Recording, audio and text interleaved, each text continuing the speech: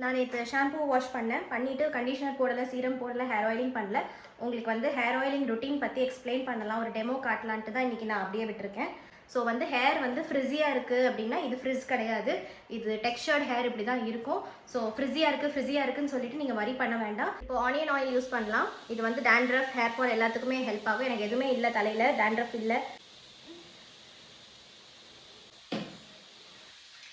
எப்போவுமே வந்து ஸ்கேல்பில் கான்சென்ட்ரேட் பண்ணுங்கள்.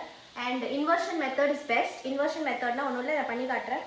இப்படி தான், இப்படி வந்து ஸ்கேல்பில் மசாஜ் பண்ணுறது இஸ் ஃபார் மோர் பெட்டர்.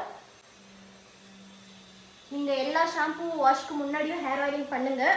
அப்புறம் நார்மல் டேஸ்லையும் ஆல்டர்னேட் டேஸ்லையும் பண்ண ஆரம்பிங்க. இன்டி ஹர்ப்ஸ் கஸ்டமர்ஸ் வந்து இந்த பிராண்டுக்கு வரதுக்கு முன்னாடி ஹேர் ஆயிலிங் பண்ண மாட்டாங்க, ரொம்ப ரேராக தான் பண்ணுவாங்க.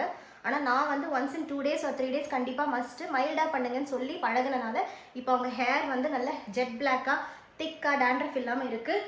ஸ்ப்ளிட் எண்ட்ஸ் வருது அப்படின்னா இந்த எண்ணெயை கொஞ்சோண்டு எடுத்து இந்த பாட்டமில் நீங்கள் கான்சென்ட்ரேட் பண்ணிக்கோங்க.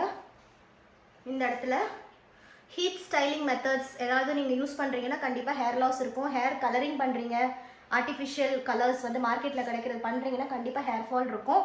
அப்புறம் நீங்கள் ஸ்மூத்னிங், கெராட்டின், பாண்டிங் ஏதாவது பண்ணுறீங்கன்னா கண்டிப்பாக அதுலேயும் வந்து ஹேர் டேமேஜ் ஆகும். ஸோ முடிஞ்ச அளவுக்கு ஹேரை வர்ஜினாக வச்சுக்க ட்ரை பண்ணுங்கள். எந்த ட்ரீட்மெண்ட்டும் தேவையில்லை. வந்து என்னோட நார்மல் ஹேருக்கு தான் நான் அப்ளை பண்ணியிருக்கேன். இப்போ நான் வந்து வெறும் ஹேண்டால் ஃபிங்கர் டீடாங்கிளிங் தான் பண்ண போகிறேன். இந்த மாதிரி சிக்கு உடச்சி நான் பிளேட் பண்ணி போட்டுப்பேன். இது வந்து ஹேர் வாஷ்க்கு வைக்கிற ஆயில் இல்லை, இது நார்மலாக வைக்கிற ஆயில். உங்கள் வால்யூமை பொறுத்து நீங்கள் வந்து ஆயிலிங் டிசைட் பண்ணிக்கலாம்.